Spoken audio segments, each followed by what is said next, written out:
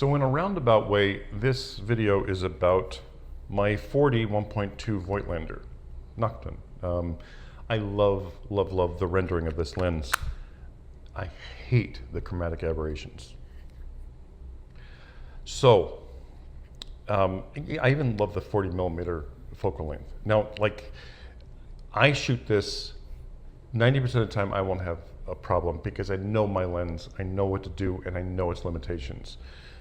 But there was the last couple of times where I was shooting for a company that I wanted this look, but had to shoot in a situation where it would cause chromatic aberrations, and it was just like, you know, I just have to fix it in post, and it drove me a little crazy because I hate fixing that in post. I just, I'm very good with Photoshop, and I still don't like having to fix CA.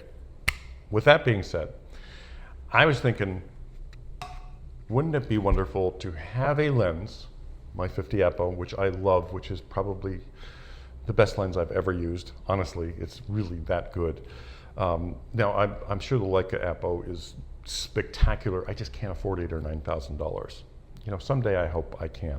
But with that being said, so I reached out to K&F and they sent me this, the Black Mist.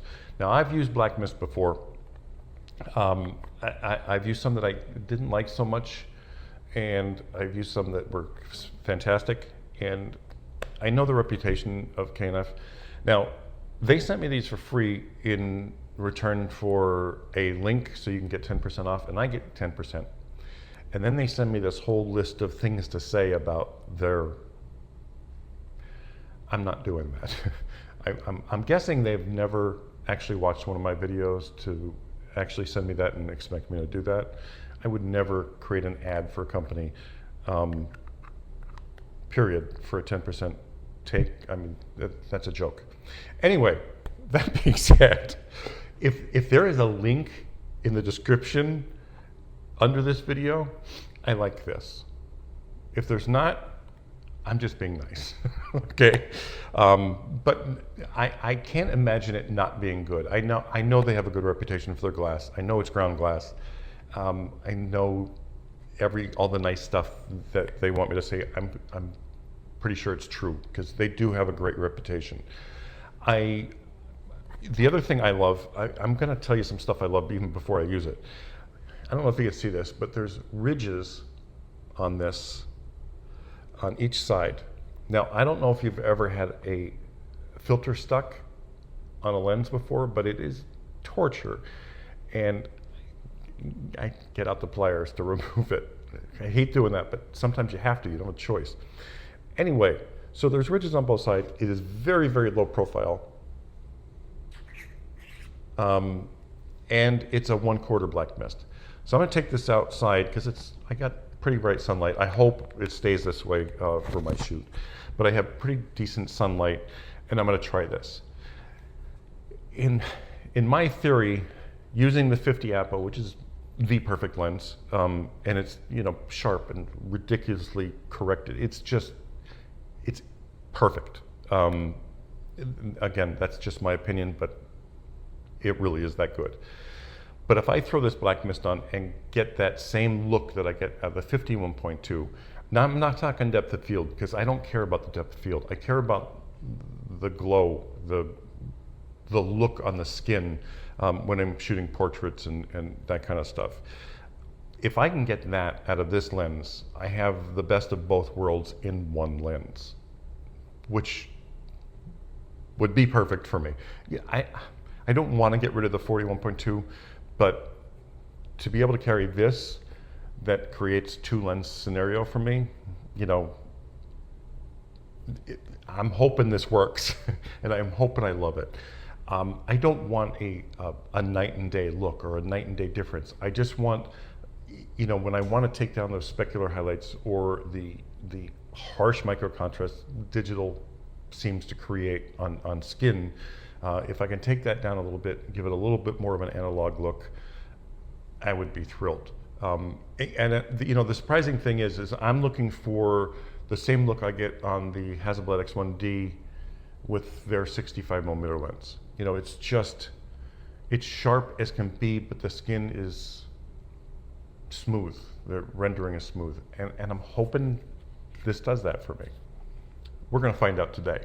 And K&F, like, oh, the other thing, this case is huge. I have a 49 millimeter, and I understand why they did this. So they can put all their different sizes in one case. You know, so the 49 millimeters here, but you know, you can go up to the 80 some millimeter or whatever the heck it is up here. You know, it's one case fits all.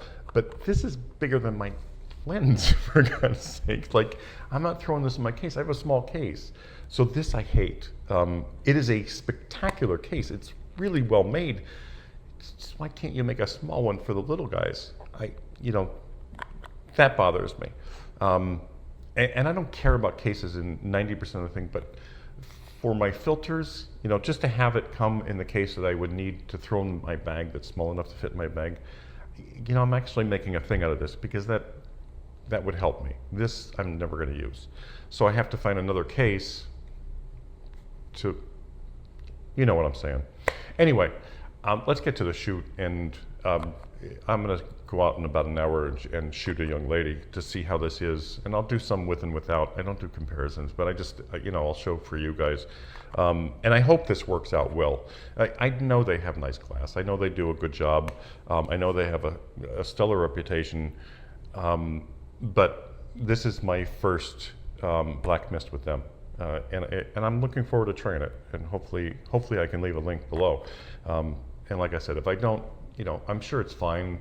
It may work for somebody else, but it probably didn't work for me if you don't see a link down there. But if there is a link down there, feel free to use it. Don't. It's completely up to you. But anyway.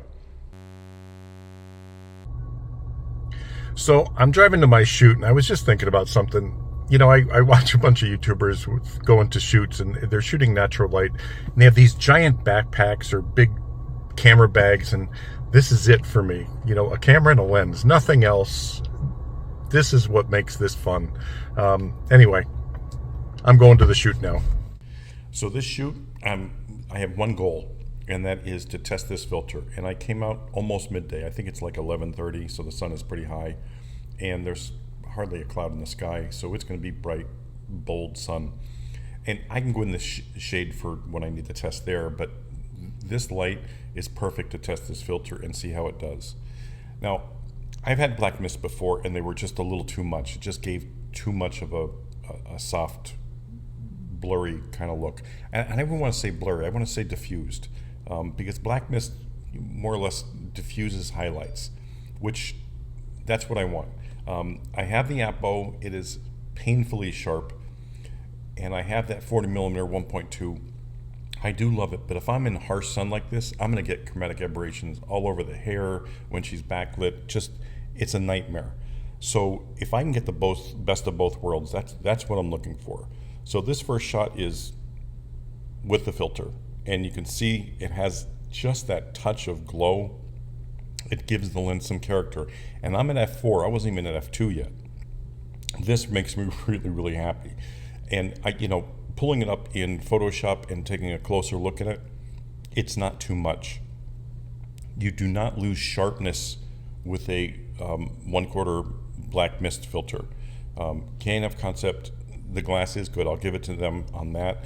There is no color shift. Now this is without the filter, and here it is side by side. Just look at the hair, look at the skin.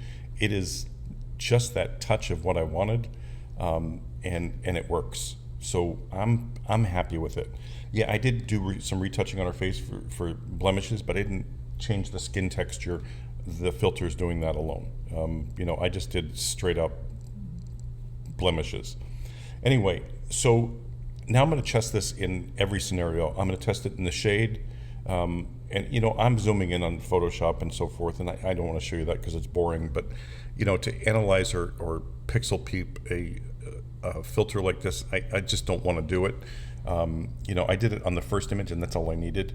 You know, if it does what I needed to do at f4, and I'm shooting some of these at f2. Now, like the next shot I'm going to put on the left side, you can see I'm bringing in the backlight so it hits the lens, because I wanted to see what kind of glow it is at f2, and it was beautiful. Like I'm happy with the filter. You know, that's simple as that.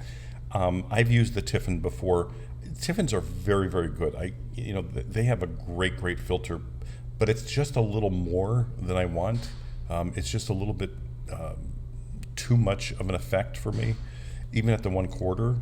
So, you know, I like this soft effect, this light effect. And if you want more, you can go up to the half. I don't even know what they offer, but you know, the glass is good. It is ground glass. It does give me the effect that I want. It's given me what I need out of this lens, and to have a character lens and an APO near perfect lens all in one with just screwing on a filter, I'm pretty happy with this. I'm really happy with this. So I'll be shooting a lot with this when I'm shooting people, because it's giving me the look that I want. You know, that little glow in the hair, and the texture being taken down without having to do it in Photoshop, it's fantastic to me. You know, it's going to work. So I'm just going to show you a couple more images from the shoot. Like, we just walked around. I did shade, I did backlight. You know, I did, you know, and I didn't use a lens shade. I just, you know, when the sun was hitting, and it gave me that little. It didn't even flare. I would just say it gives me just a little bit more of effect. But wow, it's beautiful. And you can see in the car that reflection in the back, it just blooms out. Now, it would have bloomed out without this, but it came soft blooming versus a harder blooming. So yeah, I'm going to leave the link for K&F's Black Mist.